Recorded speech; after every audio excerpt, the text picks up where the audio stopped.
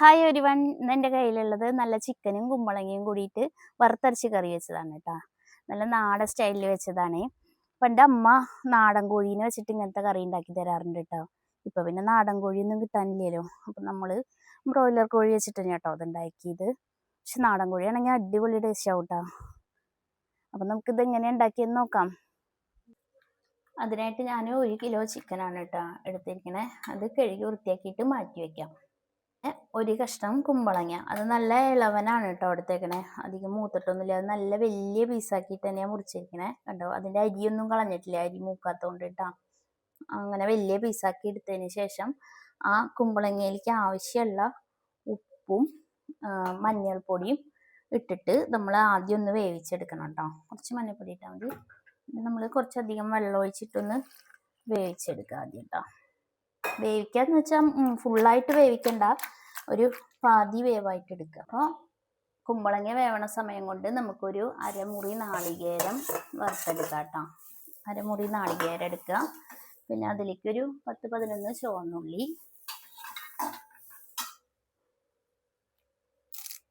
പിന്നെ ഒരു 2 തണ്ട് കറിവേപ്പില ഇട്ടിട്ട് വറുത്തെടുക്കുക കേട്ടോ. ഈ സമയത്ത് നമ്മൾ വെളിച്ചെണ്ണ ഒഴിച്ചു കൊടുക്കേണ്ട ആവശ്യമില്ല കേട്ടോ. കൈയെടുക്കാതെ അങ്ങനെ ഇളക്കി കൊടുത്താൽ മതി. ഒരുവിധം മൂപ്പായി വരുമ്പോൾ മസാലയൊക്കെ ചേർക്കണ സമയത്ത് മാത്രം നമ്മൾ കുറച്ച് വെളിച്ചെണ്ണ ചേർത്ത് കൊടുത്താൽ മതി കേട്ടോ.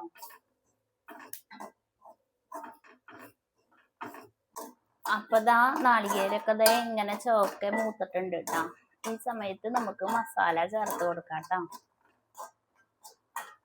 ഈ നാളികേരത്തിന്റെ മൂപ്പ് മാത്രം നോക്കിയാൽ മതി, ഉള്ളിയൊന്നും ചോക്കായില്ലെങ്കിലും കുഴപ്പമില്ല കേട്ടോ.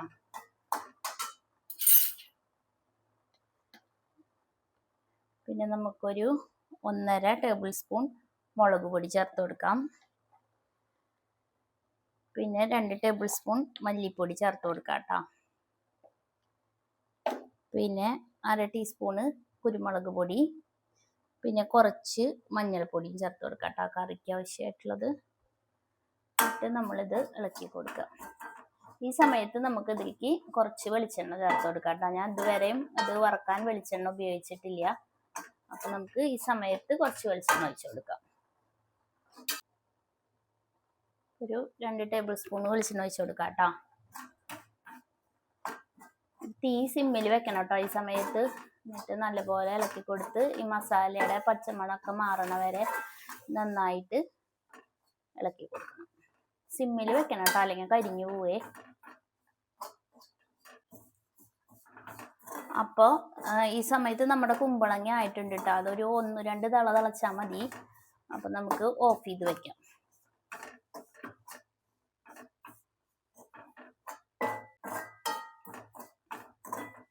ഇത് പതിയെ ടൈം എടുത്തിട്ട് വേണം കുക്കായി വരാൻ കേട്ടോ, അല്ലെങ്കിൽ പെട്ടെന്ന് തീ കൂട്ടി വെച്ചാൽ പെട്ടെന്ന് കരിഞ്ഞു പോവും. പിന്നെ നമ്മുടെ കറിയുടെ നിറമൊക്കെ ഇതിൻ്റെ മൂപ്പിനനുസരിച്ചിട്ടാണ് കേട്ടോ ഉണ്ടാവുക.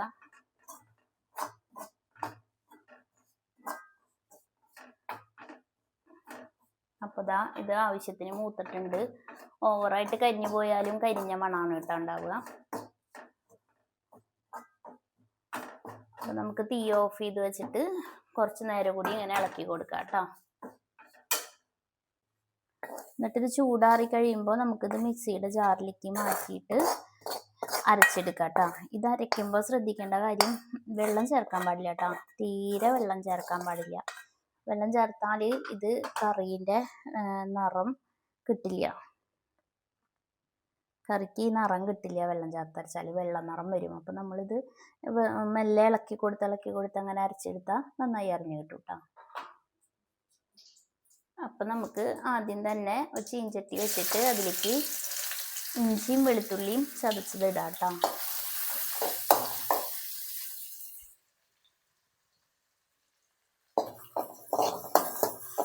എന്നിട്ട് അതിൻ്റെ പച്ചമണം മാറണ വരെ ഒന്ന് വഴറ്റി കൊടുക്കുക. അപ്പോൾ ദാ ഇതിൻ്റെ നിറമൊക്കെ മാറി വരുന്നുണ്ട് കേട്ടോ.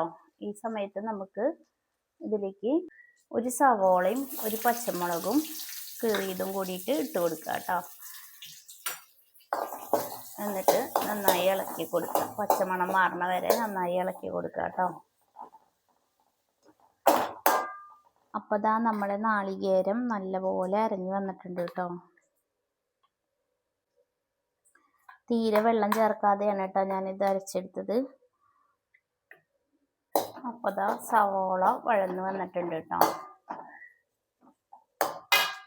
അപ്പോൾ നമുക്ക് ഇതിലേക്ക് നേരത്തെ നുറുക്കി വെച്ച ഒരു തക്കാളി അരിഞ്ഞത് ഇട്ട് കൊടുക്കാം കേട്ടോ.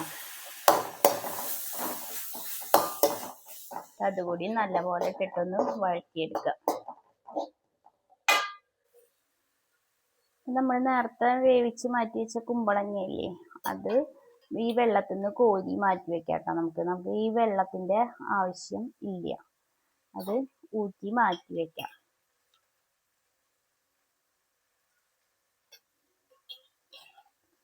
അതിൻ്റെ ഒരു കട്ട് പോവാൻ വേണ്ടിയിട്ടാണ് കേട്ടോ നമ്മളിങ്ങനെ വെള്ളത്തിലൊന്ന് തിളപ്പിച്ചെടുക്കണേ. തിളപ്പിച്ചെടുത്താൽ മതി, പൂർണ്ണമായിട്ടും വേവിക്കണ്ട കേട്ടോ, അത് പ്രത്യേകം ശ്രദ്ധിക്കണേ.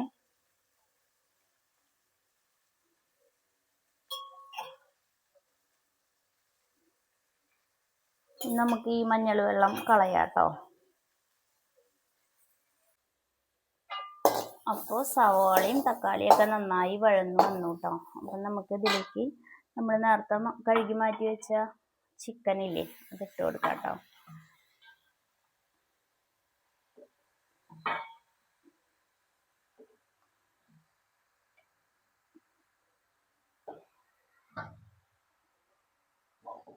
എന്നിട്ട് ഇത് നന്നായി ഇളക്കി കൊടുക്കുക കേട്ടോ. എന്നിട്ട് ഒരു 5 മിനിറ്റ് മൂടി വെച്ച് കഴിഞ്ഞാൽ ഇതിന്ന് ചിക്കനിന് തന്നെ വെള്ളം ഇറങ്ങി വരും. അതുവരെ ഒന്ന് വെയിറ്റ് ചെയ്യാം കേട്ടോ.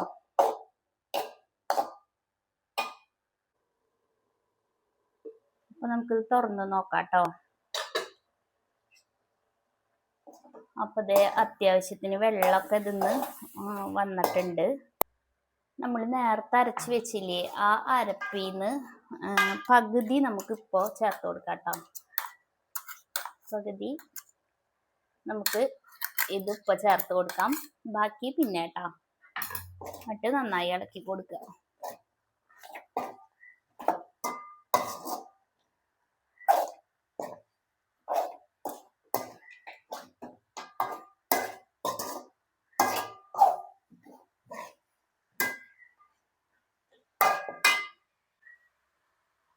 എന്നിട്ട് ഈ സമയത്ത് തന്നെ നമ്മൾ നേരത്തെ വേവിച്ച് മാറ്റി വെച്ച കുമ്പളങ്ങ ഉണ്ടല്ലോ, അതും ചേർത്ത് കൊടുക്കാം കേട്ടോ.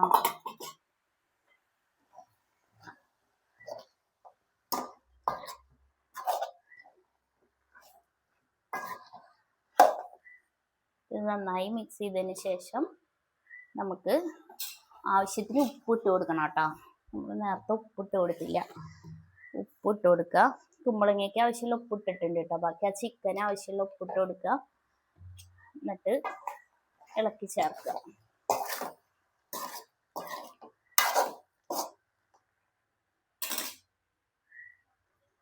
എന്നിട്ട് കുറച്ച് കറിവേപ്പിലയും തൂവിയിട്ട് അടച്ചു വെച്ചിട്ട് വേവിക്കുക കേട്ടോ. അപ്പോൾ ഒരു 5 മിനിറ്റ് കഴിഞ്ഞിട്ടുണ്ട്, നമുക്ക് തുറന്ന് നോക്കാം കേട്ടോ.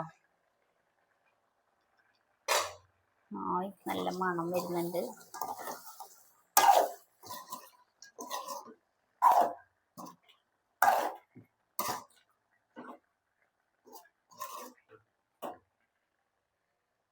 വെന്തിട്ട് ചേട്ടാ ഒന്നുകൂടി വേവിക്കാം. അപ്പോൾ ഇത് വെന്തിട്ടുണ്ട് കേട്ടോ. അപ്പോൾ നമുക്ക് നേരത്തെ മാറ്റി വെച്ച പകുതി അരപ്പുണ്ടല്ലോ, അതും കൂടി ഇതിലേക്ക് ചേർത്ത് കൊടുക്കാം. എന്നിട്ട് മിക്സിയുടെ ജാറ് കഴുകിയിട്ട് കുറച്ച് വെള്ളം കൂടി ഒഴിച്ചു കൊടുക്കാം കേട്ടോ. അരച്ച് കഴിഞ്ഞതിന് ശേഷം ഈ അരപ്പിൽ വെള്ളം ചേർത്താലും പിന്നെ ആ കളറ് മാറിപ്പോവില്ല കേട്ടോ.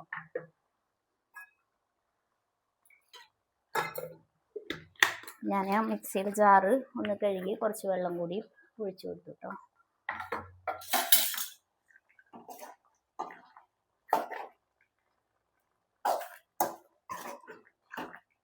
എന്നിട്ടിത് ഒന്നുകൂടി തിളച്ച് ചാറ് കുറുകുമ്പോൾ നമുക്കിത്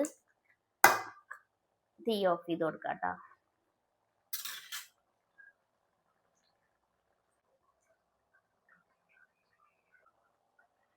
അപ്പോൾ ദാ ഇത് നല്ല തിളച്ച് ചാറൊക്കെ കുറുകിയിട്ടുണ്ട് കേട്ടോ.